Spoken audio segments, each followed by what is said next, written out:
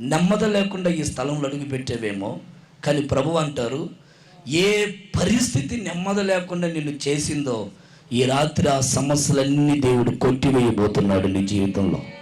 గట్టిగా చెప్పండి హల్లెలూయా, చెప్పండి విశ్వాసముతో హల్లెలూయా. అది ఏ సమస్య అయినా కానీ, అది ఏ రోగమైనా కానీ, అది ఏ తెగులైనా కానీ, అది పితరుల పారంపర్యము నుండి వస్తున్నటువంటి శపితమైన శాపమైన కానీ, ఈ రాత్రి ఆ శాపపు కట్లు నీ జీవితంలో నుండి తొలగిపోయి ఒక నెమ్మదిని ఈ రాత్రి నువ్వు అనుభవించదువుగాక. ఒక తల్లిగారు ఫోన్ చేసి ఏడుస్తూ ఉంది. ఏమ్మా ఎందుకంత ఏడుస్తున్నావు అంటే, పాస్టర్ గారు బ్రతకాలనే ఆశ నాలో చనిపోయిందయ్యా. దేని కొరకు?